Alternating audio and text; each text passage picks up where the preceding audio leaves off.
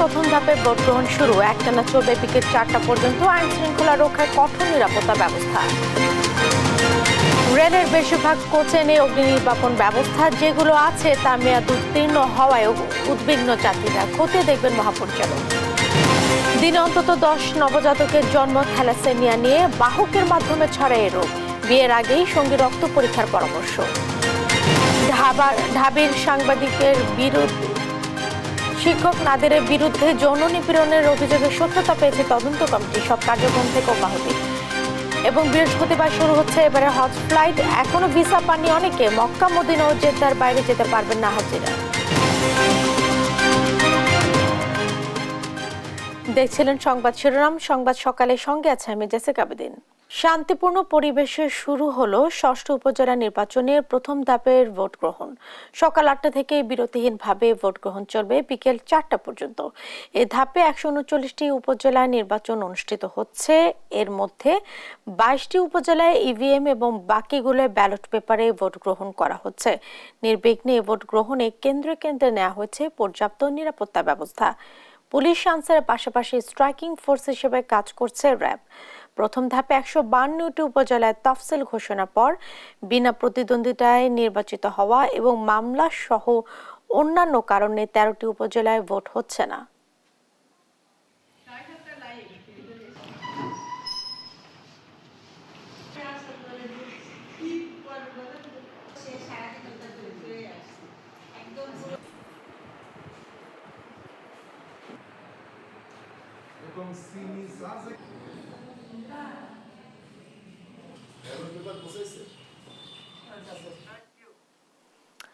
Vote গ্রহণের খবর জানাতে ঢাকার কেরানীগঞ্জ থেকে সরাসরি যুক্ত হচ্ছেন সহকর্মী সাদাত নিশাদ। আর নিশাদ, ভোট গ্রহণ তো শুরু হয়েছে, ভোটের উপস্থিতি কেমন দেখছেন? সার্বিক পরিবেশ নিয়ে কি বলছেন প্রার্থী ও ভোটাররা? ধন্যবাদ আপনাকে। আসলে আজকে চতুর্থ ধাপের যে উপজেলা নির্বাচন 2024 সেই চতুর্থ ধাপের নির্বাচনের প্রথম ধাপের নির্বাচন অনুষ্ঠিত হচ্ছে। সারা দেশে মোট 139টি উপজেলায় এই নির্বাচন অনুষ্ঠিত হতে যাচ্ছে এবং আমরা এই মুহূর্তে রয়েছি কেরানীগঞ্জে এবং কেরানীগঞ্জ উপজেলার আমরা এই মুহূর্তে যে মডেল থানা যেটি রয়েছে সেই মডেল থানার স্কলার্স আইডিয়াল স্কুলের কেন্দ্রের সামনে রয়েছে এবং আপনি জানেন যে সকাল 8টা থেকে কিন্তু নির্বাচনের যে কার্যক্রম সেই কার্যক্রম অনুষ্ঠিত হওয়ার কথা এবং সে অনুযায়ী অলরেডি 8টা বাজে, যার কারণে নির্বাচনে যে ভোট গ্রহণ সেই ভোট গ্রহণ কিন্তু শুরু হয়েছে। ইতিমধ্যেই আমরা দেখছি এখানে যে ভোটাররা যারা রয়েছেন তারা কিন্তু ভোট দিতে এসছেন এবং এখানে যে উপজেলা নির্বাচনের যে নির্বাচন কমিশন থেকে যে নিয়ম সেই নিয়ম অনুযায়ী সকালেই কিন্তু যে নির্বাচনের যে সরঞ্জাম সেগুলো কিন্তু আসে, ব্যালট পেপারগুলো কিন্তু সকালেই আসে। এর আগে যে অন্যান্য সরঞ্জাম যেগুলো রয়েছে সেগুলো কেন্দ্রে কেন্দ্রে পৌঁছে দেওয়া হয় এবং একই সাথে আইনশৃঙ্খলা বাহিনীর উপস্থিতিতে কিন্তু এখানে আমরা দেখেছি যে নির্বাচনের ব্যালটগুলো কিন্তু এখানে নিয়ে আসা হয়েছে। আমি যদি একটু জানিয়ে রাখি, এই কেরানীগঞ্জ উপজেলায় 2 জন প্রার্থী প্রতিদ্বন্দ্বিতা করছেন। তার মধ্যে গত যে উপজেলা চেয়ারম্যান এবং তিনি 3বারের উপজেলা চেয়ারম্যান ছিলেন তিনি হচ্ছে শাহিন আহমেদ এবং তিনি আনারস প্রতীকটি নির্বাচন করছেন এবং একই সাথে আলতাফ হোসেন বিপ্লব নামে আরেকজন প্রতিদ্বন্দ্বিতা করছেন কাপ্রিস প্রতীক নিয়ে এবং তারা দুজনেই এখানকার কেরানীগঞ্জ থানা আওয়ামী লীগের নেতা এবং একই সাথে অন্যান্য যে প্রার্থী রয়েছেন সে প্রার্থী মিলিয়ে সর্বমোট 7 জন প্রার্থী এখানে রয়েছেন। ভাইস চেয়ারম্যান এবং মহিলা ভাইস চেয়ারম্যান পদে রয়েছেন এবং 12টি কেন্দ্রে একযোগে কিন্তু এখানে নির্বাচন অনুষ্ঠিত হচ্ছে এবং 6,40,929 জন ভোটার এখানে রয়েছেন। 225টা কেন্দ্রে এখানে ভোট প্রদান করছেন এবং একই সাথে আমি যদি জানিয়ে রাখি এই কেরানীগঞ্জ উপজেলায় নির্বাচনে এসে আমরা যে আসলে পরিস্থিতি জেনেছি, এখানে মূলত বিভিন্ন গ্রুপিং রয়েছে, বিশেষ করে 2টি গ্রুপ খুব শক্তিশালী। একটি হচ্ছে সাবেক খাদ্যমন্ত্রী কামরুল ইসলাম তার গ্রুপ এবং আরেকজন হচ্ছে নসরুল হামিদ খান বিপু, যিনি সাবেক বিদ্যুৎ প্রতিমন্ত্রী ছিলেন। 2টি গ্রুপ থেকে কিন্তু 2 জন চেয়ারম্যান প্রার্থী হয়েছেন। এর মধ্যে যে শাহিন আহমেদ যিনি রয়েছেন তিনি যে নসরুল হামিদ খান বিপু তার প্রার্থী হয়ে এসে কিন্তু কাজ করছেন এবং একই সাথে আলতাফ হোসেন বিপ্লব নামে যিনি রয়েছেন তিনিও কিন্তু আমরা দেখছি যে আরেকজন যে সাবেক খাদ্যমন্ত্রী কামরুল ইসলাম তার প্রার্থী হয়ে কাজ করছেন। তো একই সাথে অন্যান্য প্রার্থী যারা রয়েছেন তারাও কিন্তু মাঠে রয়েছেন। আমি যদি একটু জানিয়ে রাখি, আজকে কিন্তু সারা বাংলাদেশে যে একযোগে নির্বাচন যেটি অনুষ্ঠিত হচ্ছে সেই নির্বাচনে কিন্তু মোট 139টি উপজেলার যে নির্বাচন তার মধ্যে 22টি উপজেলায় ইভিএমে নির্বাচন অনুষ্ঠিত হচ্ছে। তবে আমরা যে কেন্দ্রটিতে রয়েছি অর্থাৎ যে উপজেলা রয়েছে কেরানীগঞ্জ সেটিতে কিন্তু ব্যালটে নির্বাচন অনুষ্ঠিত হচ্ছে, এখানে ইভিএম নির্বাচন অনুষ্ঠিত হতে যাচ্ছে না এবং অন্যান্য যে আইন শৃঙ্খলা বাহিনীর যে নিরাপত্তা সেই নিরাপত্তায় যেমন সারা বাংলাদেশে স্ট্রাইকিং ফোর্স থেকে শুরু করে বিজিবি এবং পুলিশ প্রশাসন এবং যে মোবাইল কোর্ট পরিচালনা হওয়ার কথা সেটি কিন্তু হচ্ছে এবং একই সাথে আমরা এখানেও কিন্তু দেখছি সর্বমোট সারা দেশে যে র্যাবেরও আমরা জেনেছি যে 2392 জন তাদের যে টিম থাকবে এবং সেটি অনুযায়ী কিন্তু এখানে আমরা এখনো আইন শৃঙ্খলা বাহিনীর উপস্থিতি তত বেশি লক্ষ্য করিনি।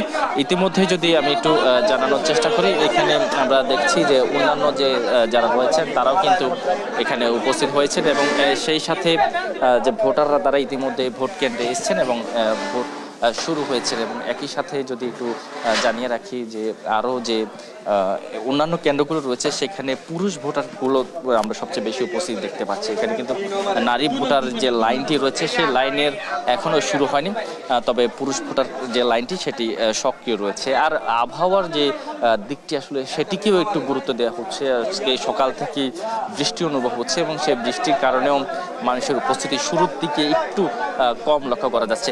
এখানে ভোটাররা অনেক উৎসব মুখর অবস্থায় রয়েছে।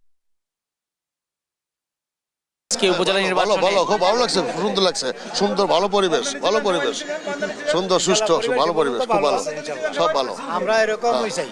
আচ্ছা, এই যে দুইজন প্রার্থী রয়েছে তারা তো একই দলের, কারা আসুক নির্বাচনে? মানে আমার মতো চাই কিছু বদল হোক, কিছু নতুন পুরান হোক, নতুন হোক, এটা আমার মনে চাই। এইবারের নির্বাচনে আপনি ভোট দিতে এসেছেন, এলাকার কোন উন্নয়নটা এখন সবচেয়ে বেশি দরকার বলে মনে করেন?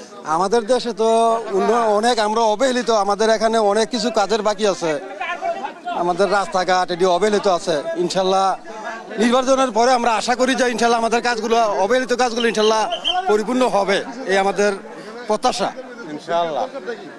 এইভাবেই কিন্তু এখানকার ভোটার যারা আছেন তারা কিন্তু নির্বাচনে ভোট দিতে এসেছেন এবং একই সাথে তারা ভোট দেওয়া কিন্তু শুরু হয়েছে এবং আইন শৃঙ্খলা বাহিনী এবং আনসার সদস্য যারা রয়েছেন তাদের যে নিয়ন্ত্রণে কিন্তু ভোটাররা লাইনে দাঁড়িয়েছেন। আমরা এখানে পুরুষ ভোটারদের লাইন দেখতে পাচ্ছি, এখনো নারী ভোটারদের লাইন এখন আমরা এখানে দেখতে পারিনি। টোটাল এখানে যে অবস্থা রয়েছে 225টি এখানে কিন্তু কেন্দ্র রয়েছে, 225টি কেন্দ্রে এখানে নির্বাচন অনুষ্ঠিত হতেছে এবং একই সাথে আপনি জানেন যে সারা দেশের 139টি উপজেলা নির্বাচন হলেও এর মধ্যে 152টি আসলে উপজেলা নির্বাচন হওয়ার কথা ছিল এবং বাকি যে 13টি উপজেলা সেগুলোতে কিন্তু বিভিন্ন আইন শৃঙ্খলা যেখানে মামলা এবং একই সাথে বিনা প্রতিদ্বন্দ্বিতাও কিন্তু 5টি উপজেলার নির্বাচনে বিনা প্রতিদ্বন্দ্বিতার প্রার্থী নির্বাচিত হয়েছে, যার ফলে সেখানে কিন্তু সেই উপজেলাগুলোতে নির্বাচন অনুষ্ঠিত হচ্ছে না এবং একই সাথে বাকি যে 8টি উপজেলা রয়েছে সেগুলোতে বিভিন্ন সহিংসতার আশঙ্কা থেকে কিন্তু এবং বিভিন্ন অনিয়মের কারণে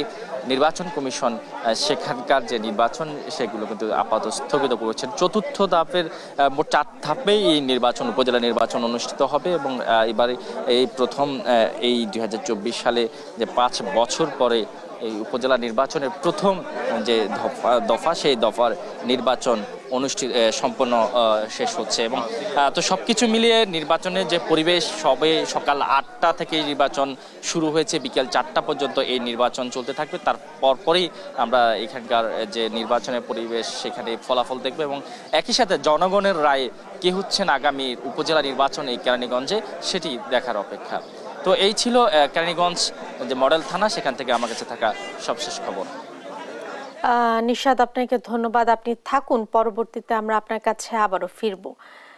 ভোট গ্রহণের খবর জানাতে নারায়ণগঞ্জ থেকে সহকর্মী বিল্লাল হোসেন, কক্সবাজার থেকে সৌরভ দেব এবং নরসিংদী থেকে সরাসরি যুক্ত হচ্ছেন সহকর্মী সুমন বর্মন। শুরুতে আমরা চলে যাচ্ছি নারায়ণগঞ্জে বিল্লালের কাছে।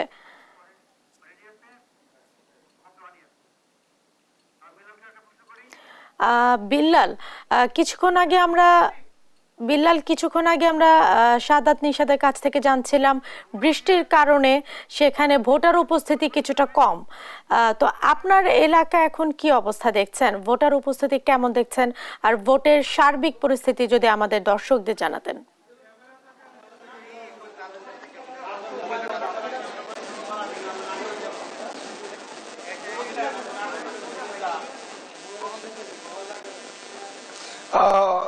অসংখ্য ধন্যবাদ আপনাকে। ঠিক একই অবস্থা আসলে নারায়ণগঞ্জেও আজকে ভোর রাত 5টার পর থেকে একেবারে মুষলধারে নারায়ণগঞ্জে বৃষ্টি হচ্ছে। এ কারণে ভোটারদের উপস্থিতি এখন ভোট কেন্দ্রগুলোতে অনেকটাই কম। ঠিক 8টার সময়ই নারায়ণগঞ্জের বন্দর উপজেলার যে একটি উপজেলা পরিষদ নির্বাচন হচ্ছে, এখানে ভোটারদের উপস্থিতি অনেকটা কম হলেও ভোট গ্রহণ কিন্তু শুরু হয়েছে। এবং আমি যে কেন্দ্রটিতে আছি এটি পুরনো বন্দরের একটি ভোট কেন্দ্র। এখানে এখন পর্যন্ত প্রায় 30 থেকে 40 জন ভোটার এখানে এসেছেন, পুরুষ ভোটার। তবে নারী ভোটার এই কেন্দ্রে এখন পর্যন্ত আমরা একজনকে পাইনি। তো ঠিক একই অবস্থা আসলে এই উপজেলার অন্যান্য ভোট কেন্দ্রগুলোতেও রয়েছে। আইন শৃঙ্খলা বাহিনীর সদস্যরা কিন্তু একেবারে তৎপর অবস্থানে আছেন, যারা ভোট দিতে আসছেন ভোটাররা যাতে তাদের যে ভোট দেওয়ার কক্ষ সেখানে যেতে পারে সেই ধরনের দিক নির্দেশনা থেকে শুরু করে একেবারে সার্বিক নিরাপত্তা ব্যবস্থা কিন্তু তারা নিয়েছেন। পুরো এই বন্দর উপজেলা জুড়ে প্রত্যেকটি ভোট কেন্দ্রে একজন করে পুলিশ সদস্য একটি ভোট কেন্দ্র এবং তার সাথে আনসার সদস্যরা কাজ করছেন। এছাড়া স্ট্রাইকিং ফোর্স হিসেবে বিজিবি, র্যাব সদস্যরাও আছেন। জেলা প্রশাসনের নির্বাহী ম্যাজিস্ট্রেট এবং জুডিশিয়াল ম্যাজিস্ট্রেটরাও কিন্তু কাজ করে যাচ্ছেন। তো বলা যায় যে একেবারে সুষ্ঠু ভোটের যে আয়োজন সেটি কিন্তু নারায়ণগঞ্জের বন্দর উপজেলার যে রিটার্নিং কর্মকর্তা তিনি কিন্তু গ্রহণ করেছেন। এখন বৃষ্টি হওয়ার কারণে নারায়ণগঞ্জেও আজকে এই বন্দর উপজেলায় ভোটার উপস্থিতি অনেকটা কম, তবে এখন কিন্তু বৃষ্টি অনেকটা কমে এসেছে, ফলে ভোটারদের উপস্থিতি যতই সময় যাবে ততই বাড়তে থাকবে, এমনটাই কিন্তু এই কেন্দ্রে যিনি প্রিজাইডিং অফিসার তিনি কিন্তু আমাকে জানিয়েছেন। আর এই উপজেলা নির্বাচনের যিনি রিটার্নিং কর্মকর্তা তিনি জানিয়েছেন যে নির্বাচনে কেউ কোনো ধরনের বিশৃঙ্খলা সৃষ্টি করতে চাইলে তারা কঠোর থেকে কঠোর ব্যবস্থা গ্রহণ করবেন। এই ছিল আমার কাছে নারায়ণগঞ্জের বন্দর উপজেলার ভোট গ্রহণের এবং নির্বাচনের এই মুহূর্তের পরিস্থিতি। আমরা যাব কক্সবাজারে, সেখানকার পরিস্থিতি জানতে সহকর্মী সৌরভ দেবের কাছে। সৌরভ।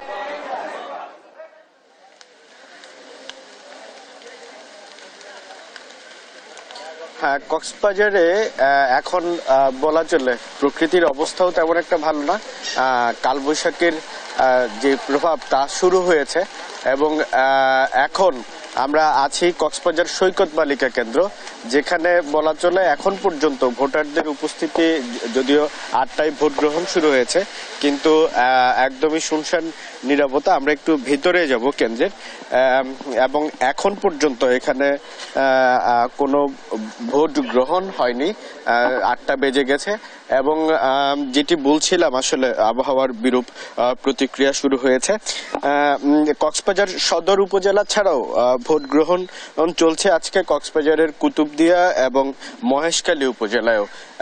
কক্সবাজার সদর এবং কুতুবদিয়া উপজেলায় বিশেষ কারণে যে নির্বাচন সেটি অনেক বেশি আলোচনা সমালোচনার কারণ এখানে কক্সবাজার জেলা আওয়ামী লীগের সভাপতি এবং সাধারণ সম্পাদক দুজনেই এই দুই উপজেলায় প্রার্থী হয়েছেন এবং তাদের প্রতিদ্বন্দ্বী প্রার্থীও হয়েছেন কক্সবাজারের এর আরো তাদের দলেরই আওয়ামী লীগেরই অন্যান্য নেতৃবৃন্দ।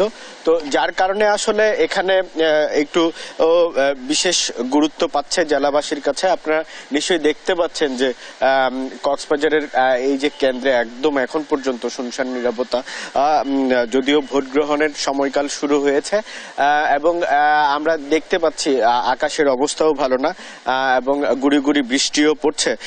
আমরা যেটি ইতিমধ্যেই জানতে পেরেছি আসলে 6ষ্ঠ উপজেলা পরিষদ নির্বাচনের যে প্রথম ধাপের আজকের নির্বাচন এবং এখানে কক্সবাজারের 3টি উপজেলায় এই নির্বাচনটি অনুষ্ঠিত হচ্ছে এবং কক্সবাজারের এই যে কক্সবাজার সদর এবং মহেশখালী কুতুবদিয়া এই 3 উপজেলায় এই নির্বাচন অনুষ্ঠিত হচ্ছে এবং আমি যেটি দেখাচ্ছিলাম আসলে কক্সবাজার সৈকত বালিকা কেন্দ্র থেকে এবং আমরা এখন চলে যাচ্ছি নরসিংদীতে, সেখানে রয়েছে আমাদের সহকর্মী।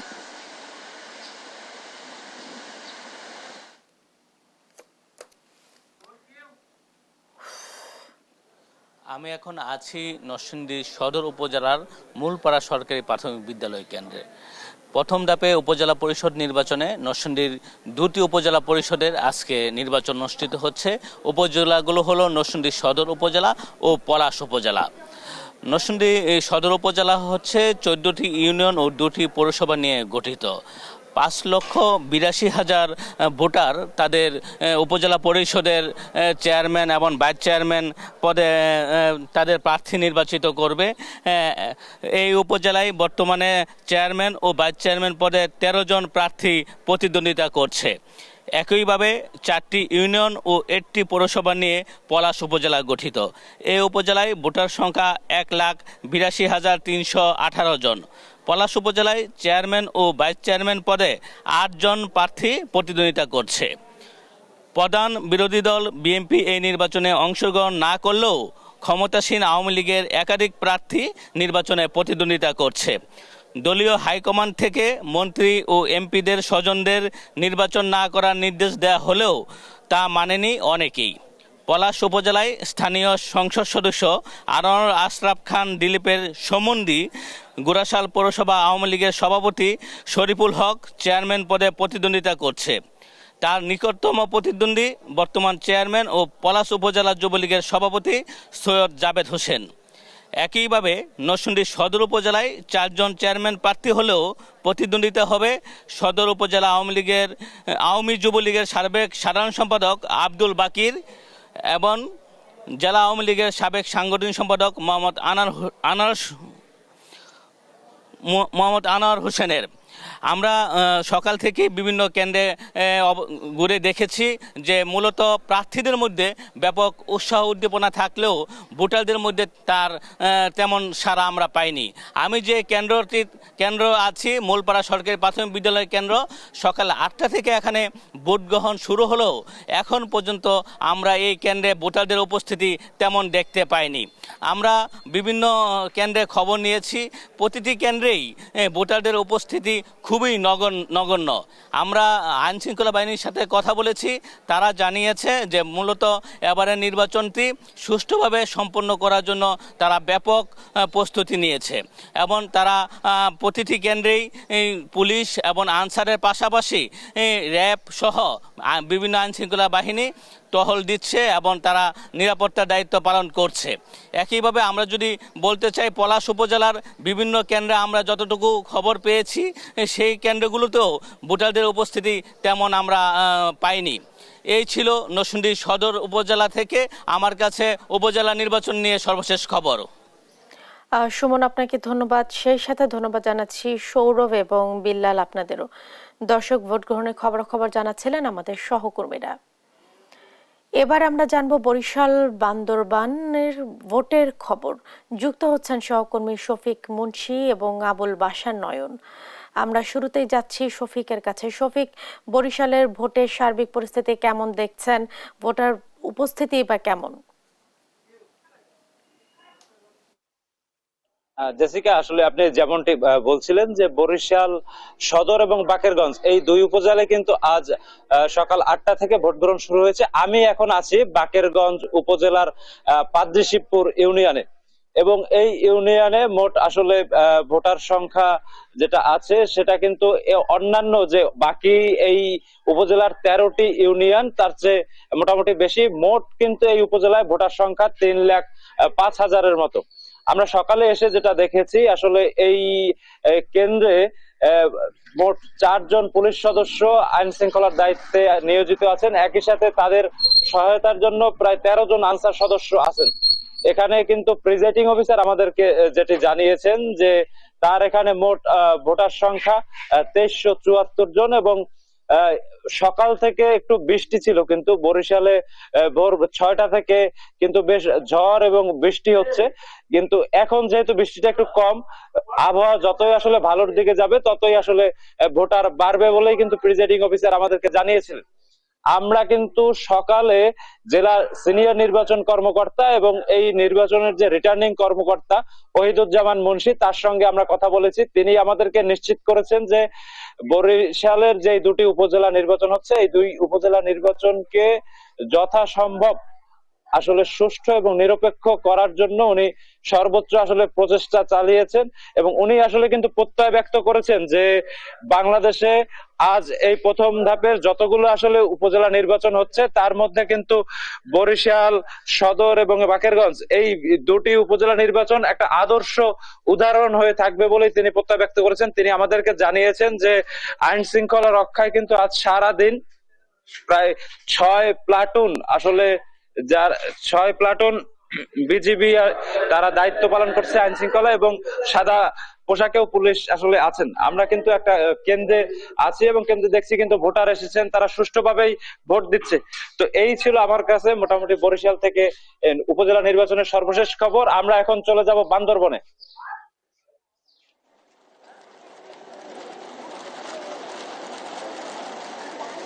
ধন্যবাদ। আসলে ষষ্ঠ উপজেলা পরিষদ নির্বাচনে বান্দরবানে প্রথম নির্বাচন অনুষ্ঠিত হচ্ছে। প্রথম ধাপের এই নির্বাচনে দুটি উপজেলায় নির্বাচন অনুষ্ঠিত হচ্ছে। একটা হচ্ছে বান্দরবান সদর উপজেলা, অপরটি আলীকদম উপজেলায়। এই দুটি উপজেলায় আজ সকাল 8টা থেকে সুষ্ঠুভাবে আসলে ভোট গ্রহণ শুরু হয়েছে। সকাল থেকে আমরা দেখতে পেয়েছি দীর্ঘ লাইন আসলে ভোট কেন্দ্রে দেখা না গেলেও ধীরে ধীরে ভোটাররা আসতে শুরু করেছেন। ইতিমধ্যে কেন্দ্রে দেখতে পাচ্ছেন, আমি এখন যেই কেন্দ্রটিতে আছি সেটি হচ্ছে বান্দরবান শহরের হাফেজগুনা ভোট কেন্দ্র এলাকায়। এই কেন্দ্র এলাকায় ভোটার রয়েছে 3145 জন ভোটার রয়েছে। একটু আগে এখানে যিনি প্রার্থী স্বতন্ত্র প্রার্থী আব্দুল কুদ্দুস তিনি ভোট প্রদান করেছেন। তার সঙ্গে প্রতিদ্বন্দ্বিতা করছিলেন আসলে আওয়ামী লীগ নেতা AK জাহাঙ্গীর। তিনি ইতিপূর্বে সাংবাদিক সম্মেলন করে আসলে তার যে প্রচারণা সে প্রচারণা আসলে স্থগিত করেছিলেন, কিন্তু গত একদিন আগে দেখেছি তিনি আসলে ভোট চেয়েছেন সামাজিক যোগাযোগ মাধ্যমে। অর্থাৎ এই বান্দরবান সদর উপজেলায় দুজন প্রার্থী দীর্ঘদিন ধরে প্রচারণা চালিয়ে আসলেও এখানে যিনি জনপ্রিয় প্রার্থী হিসেবে যাকে বলা হয় স্বতন্ত্র প্রার্থী আব্দুল কুদ্দুস, তিনি একক প্রার্থী হিসেবে অনেকটা বিজয়ের পথে রয়েছেন এমনটি সাধারণ ভোটাররা মনে করছেন। পাশাপাশি আলীকদম উপজেলায় যেখানটিতে ভোট হচ্ছে সেখানে আওয়ামী লীগের জামাল চেয়ারম্যান এবং আবুল কালাম চেয়ারম্যান তারা দুজনের মধ্যে প্রতিদ্বন্দ্বিতা হচ্ছে, যেখানে আওয়ামী লীগ নেতা জামাল এবং বিএনপি নেতা কালামের মধ্যে প্রতিদ্বন্দ্বিতা হচ্ছে। আমি যদি বলি বান্দরবান সদর যে দুজন চেয়ারম্যান প্রার্থী রয়েছে, পাশাপাশি এখানে ভাইস চেয়ারম্যান প্রার্থী রয়েছে দুজন এবং মহিলা ভাইস চেয়ারম্যান প্রার্থী রয়েছে দুজন। এখানে আসলে বিএনপি এই নির্বাচনে আনুষ্ঠানিকভাবে অংশগ্রহণ না করলেও যে কর্মী সমর্থক অনেকে আমরা দেখতে পাচ্ছি ভোট কেন্দ্রে এসেছেন ভোট দেওয়ার জন্য। তারা মূলত যে এখানে যে ভাইস চেয়ারম্যান যে দুজন প্রতিদ্বন্দ্বিতা করছেন তারা মূলত আওয়ামী লীগের এই প্রার্থী। তারা তাদের মধ্যে প্রতিদ্বন্দ্বিতা হচ্ছে। আসলে সব মিলিয়ে শান্তিপূর্ণভাবে ভোট গ্রহণ অনুষ্ঠিত হচ্ছে বান্দরবানে। আমরা এখন ভোটের খবর জানতে চলে যাচ্ছি সুনামগঞ্জ থেকে জানাচ্ছেন আমাদের প্রতিনিধি।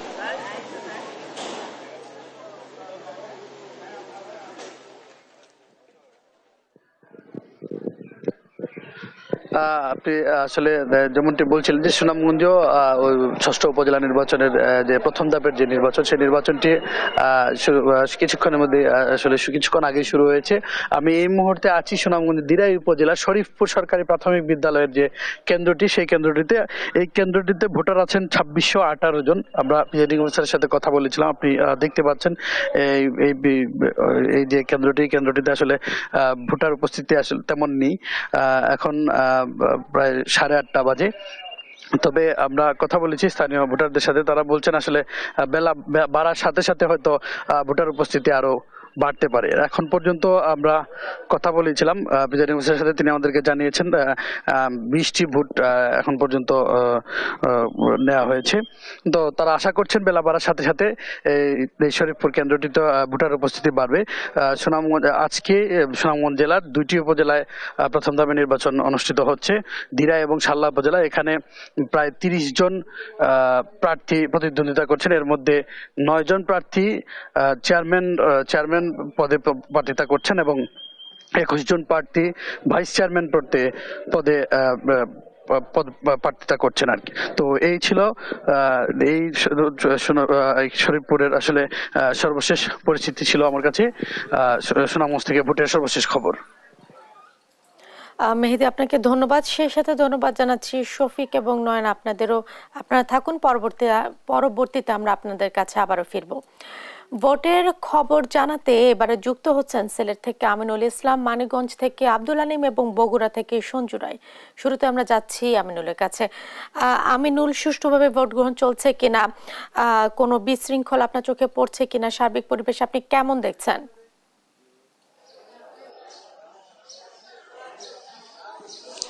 এই মুহূর্তে আসলে সিলেটের যে পরিস্থিতি, সিলেটে কিন্তু দীর্ঘ প্রচারণা শেষে যেসব প্রার্থীরা ছিলেন তারা কিন্তু আজকের দিনটার জন্য অপেক্ষায় ছিলেন এবং আজকে কিন্তু আমরা যদি একটু আপনাদেরকে সরাসরি দেখাই, 4টি উপজেলায় কিন্তু আজকে নির্বাচন হচ্ছে প্রথম ধাপে এবং শুরুতেই যে চিত্র প্রার্থীরা দেখতে পাচ্ছেন সেটি আসলে তাদের জন্য অনেকটা খুশির খবর, কেননা সকালবেলাতেই এত দীর্ঘ লাইন আসলে প্রত্যেকটি কেন্দ্রে, সেটি আসলে প্রার্থীরা তাদের কাছে তারা যেটি প্রত্যাশা করেছিলেন সেরকমই। যদিও আসলে গেল কয়েকটি নির্বাচনে আমরা দেখেছি মানুষের যে প্রার্থীরা যেরকম প্রচারণা চালাতেন সেভাবে আসলে ভোটারদের উপস্থিতি না থাকা নিয়ে অনেকে কথা বলতেন, কিন্তু আজকের এই নির্বাচনে আপনারা হয়তো দেখতে পাচ্ছেন সিলেটে প্রায় আমি বেশ কয়েকটি কেন্দ্র ঘুরেছি সকাল থেকে, প্রত্যেকটি কেন্দ্রতেই কিন্তু এরকম ভোটার উপস্থিতি আমরা লক্ষ্য করেছি। যদিও আসলে এখানকার সাধারণ মানুষের সঙ্গে আমরা কথা বলছি, তারা বলছেন যে এবারে নির্বাচনটিতে যেহেতু দলীয় কোনো প্রতীক ছিল না, সেই প্রতীক না থাকার কারণে কিন্তু মানুষজনের যে দীর্ঘ লাইন এবং মানুষজন কিন্তু এই ভোটে স্বতঃস্ফূর্তভাবে অংশগ্রহণ করেছেন। কিছুক্ষণ আগে আমরা নারী ভোটারদেরকেও দেখেছি এবং পুরুষ ভোটারদেরকে আমরা খুব কমই দেখি কেন্দ্রগুলোতে। সকাল সকাল কিন্তু পুরুষ ভোটাররাও কিন্তু চলে এসেছেন ভোট দিতে। আমরা যদি একটি বুথে আপনাদেরকে নিয়ে যাই, বুথের বাইরে থেকে যদি দেখাবো, ভেতরেও কিন্তু মানুষজনের আপনারা দেখতে পাচ্ছেন যারা ভোট দিতে ঢুকেছেন তারা কিন্তু স্বতঃস্ফূর্তভাবেই তারা ভোটে অংশ নিয়েছেন। পাশাপাশি কিন্তু এখানে আইনশৃঙ্খলা বাহিনীর সদস্যরাও কিন্তু এখানে তাদের দায়িত্ব পালন করছেন। তো আমরা আসলে সিলেটের আজকে বেশ কয়েকটি কেন্দ্র থেকে আপনাদেরকে দেখাতে পারবো বলে আমরা আশা রাখছি। আমরা চলে যাচ্ছি আসলে এই মুহূর্তে বগুড়ায় আসলে আমাদের যে সহকর্মী রয়েছেন তিনি আসলে সেখান থেকে জানাবেন। আমিনুল, ধন্যবাদ আপনাকে। জেসিকা, সারা দেশের ন্যায় আজ বগুড়ার 3টি উপজেলাতে সকাল 8টা থেকে কিন্তু একযোগে শুরু হয়েছে ভোট গ্রহণ কার্যক্রম। তবে আজ সকাল থেকেই কিন্তু টানা বৃষ্টি চলছে, থেমে থেমে কিন্তু বৃষ্টি থামবার কিন্তু আসলে কোনো নাম নেই। এই বৃষ্টিকে উপেক্ষা করে কিন্তু প্রতিটি কেন্দ্রে প্রতিটি বুথে কিন্তু শুরু হয়েছে ভোট গ্রহণ কার্যক্রম। ইতিমধ্যেই ভোটাররা, যারা গ্রামের যারা ভোটার, তারা কিন্তু ধীরে ধীরে ভোট কেন্দ্রে আসছেন এবং তারা তাদের যে ভোট সেটি তারা প্রদান করছেন। তবে ভোটার উপস্থিতি এখন পর্যন্ত যেটি আমরা দেখেছি, ভোটার উপস্থিতি খুবই কম। তবে বগুড়ার এবার কিন্তু 3টি উপজেলা, সারিয়াকান্দি, সোনাতলা এবং গাবতলী উপজেলায় মোট ভোট কেন্দ্র কিন্তু রয়েছে 222টি এবং এই 3 উপজেলা মিলে ভোটার কিন্তু রয়েছে প্রায় 6,41,000-এর মতো। এবং আমি এখন দাঁড়িয়ে আছি বগুড়ার গাবতলী উপজেলাতে।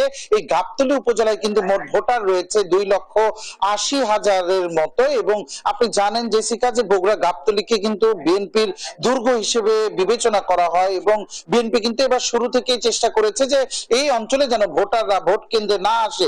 তো তারপরেও আবার আজকে সকাল থেকে বৃষ্টি, এই সব মিলিয়ে এখন ভোটারদের উপস্থিতি নিশ্চিত করাই কিন্তু এখন প্রার্থীদের কাছে সবচেয়ে বড় চ্যালেঞ্জ। আমি যে কেন্দ্রে দাঁড়িয়ে আছি এখানে কিন্তু মোট ভোটার রয়েছে 2611 জন এবং প্রিজাইডিং অফিসার যিনি আছেন তিনি যেটি জানাচ্ছেন যে সকাল থেকে বৃষ্টি রয়েছে, বৃষ্টির পরেও যেভাবে ভোটাররা আসছেন তাতে তারা আশাবাদী যে একটা ভালো ভোটকাস্ট হবে। আমরা একটু সরাসরি কথা বলবো MRM উচ্চ বিদ্যালয় এই কেন্দ্রের প্রিজাইডিং অফিসার লোকমান হাকিমের সাথে, যে এই কেন্দ্রের সার্বিক পরিস্থিতি কেমন, ভোটাররা এখন পর্যন্ত কি পরিমাণ ভোট পড়েছে এবং সার্বিক ব্যবস্থাপনা নিয়ে আমাদেরকে যদি একটু জানাতেন। ধন্যবাদ আপনাকে। এখানে আমরা যদিও সকাল থেকে থেমে থেমে বৃষ্টি হচ্ছিল, তারপরেও আমরা যথাসময়ে আমরা ভোট গ্রহণ কার্যক্রম শুরু করেছি এবং দেখতেই পাচ্ছেন ভোটার সংখ্যা কম হলেও দু একজনকে আসা শুরু করেছে। তো আশা করি যে বৃষ্টি যদি একটু স্বাভাবিক হয়ে যায় ভোটার উপস্থিতি বাড়বে বলে আমার মনে হয়। এখানে আমাদের 2611টা ভোটার সংখ্যা। তো ভোট সুষ্ঠুভাবে হচ্ছে এবং হবে ইনশাল্লাহ, নিরপেক্ষ ভাবেই ভোট হবে এবং এখানে পরিবেশ ভালো, আলহামদুলিল্লাহ ভালো। জেসিকা প্রিজাইডিং অফিসার বলছিলেন যে এখন পর্যন্ত কিন্তু ভোট কেন্দ্রের যে পরিবেশ সেই সকল পরিবেশ কিন্তু তার কাছে অনুকূল এবং ইতিবাচক মনে হয়েছে এবং শেষ পর্যন্ত এই পরিবেশই থাকবে। তবে ভোটারদের অনেকেই বলছিল যে গাবতলীতে যেহেতু 4 জন যে চেয়ারম্যান প্রার্থী রয়েছে 4 জনই কিন্তু হেভিওয়েট প্রার্থী। এখন শেষ পর্যন্ত কি হয় আমরা সর্বসময় কিন্তু বিস্তারিত জানানোর চেষ্টা করব আমাদের দর্শকদের। জেসিকা, বগুড়ার গাবতলী থেকে ভোটের এই সকালে আমার কাছে এখন পর্যন্ত এই ছিল সর্বশেষ। সঞ্জু, আপনাকে ধন্যবাদ। সেই সাথে ধন্যবাদ জানাচ্ছে আমিনুল আপনাকেও। প্রথম ধাপে 152টি উপজেলা নির্বাচন হওয়ার কথা থাকলেও এ পর্যন্ত স্থগিত করা হয়েছে 13টিতে। তাই আজ ভোট হবে 139টি উপজেলায়। বান্দরবান আইন শৃঙ্খলা বাহিনীর যৌথ অভিযান চলায় রুমা, থানচি ও রোয়াংছড়ি উপজেলায় ভোট স্থগিত করে নির্বাচন কমিশন।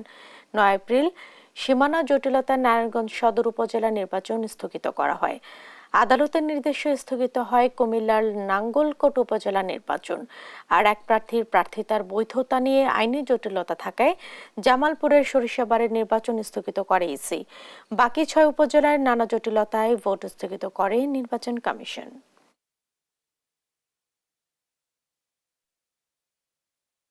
আজ 25শে বৈশাখ, বিশ্বকবি রবীন্দ্রনাথ ঠাকুরের 163তম জন্মবার্ষিকী। 1861 সালের এই দিনে কলকাতার জোড়াসাঁকোর ঠাকুর বাড়িতে জন্ম নিয়েছিলেন বিশ্বকবি।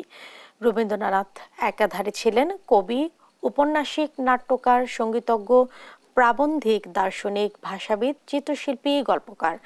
8 বছর বয়সে তিনি কবিতা লেখা শুরু করেন। 1913 সালে সাহিত্যে নোবেল পুরস্কার পান তিনি। 1348 বঙ্গাব্দের 22 শ্রাবণ 7 আগস্ট 1941 কলকাতায় পৈতৃক বাসভবনে চিরনিদ্রায় শায়িত হন কবিগুরু। যথাযোগ্য মর্যাদায় দিবসটি পালন করতে সরকারি বেসরকারি বিভিন্ন প্রতিষ্ঠান, সামাজিক সাংস্কৃতিক সংগঠনের পক্ষ থেকে নেওয়া হয়েছে দিনব্যাপী নানা কর্মসূচি।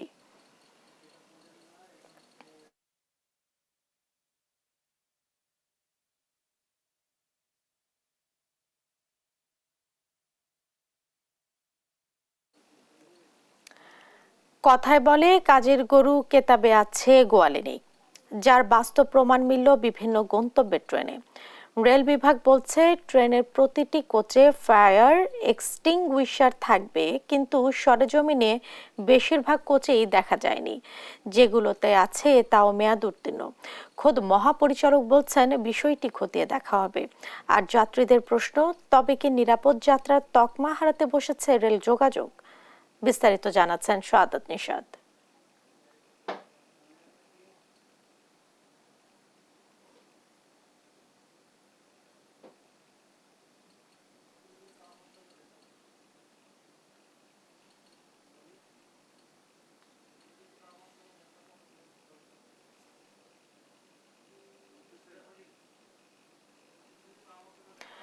দর্শক, প্রতিবেদনটি হাতে পাওয়া মাত্রই আমরা আপনাদের দেখাবো। এবার আমরা চলে যাচ্ছি পরের সংবাদে।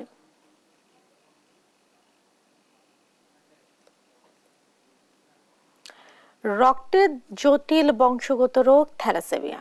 জন্মের পর থেকেই বাঁচতে হয় অন্যের দেয়া রক্তে। নানা শারীরিক জটিলতায় অল্প কিছুদিন বাঁচলেও অকালে মৃত্যু হয়। আর প্রতিদিন জন্ম হওয়া শিশুদের মধ্যে এই তালিকায় যোগ হচ্ছে অন্তত 10 জন। শুধু সচেতনতা এবং থ্যালাসেমিয়া বাহকের মধ্যে বিবাহ রোধ ও জন্মের আগে পরীক্ষার মাধ্যমে শনাক্ত করে নিয়ন্ত্রণ করা যায় থ্যালাসেমিয়া। কিন্তু অসচেতনতায় প্রতিদিনই বাড়ছে বাহক ও আক্রান্তের সংখ্যা। বিস্তারিত হাসান মাহমুদের রিপোর্টে। ঢাকার উত্তরখানের একটি স্কুলের 8ম শ্রেণী পড়ুয়া মাসুমাকে দেখে বোঝার উপায় নেই, জন্ম থেকেই থ্যালাসেমিয়ার সঙ্গে তার বসবাস। প্রতি মাসে শরীরে দিতে হয় 2 ব্যাগ রক্ত। ওষুধসহ মাসে খরচ অন্তত 20,000 টাকা। বর্তমানে এ ব্যয়ভার থ্যালাসেমিয়া হাসপাতাল বহন করলেও অনিশ্চিত ভবিষ্যতের শঙ্কায় মাসুমার পরিবার।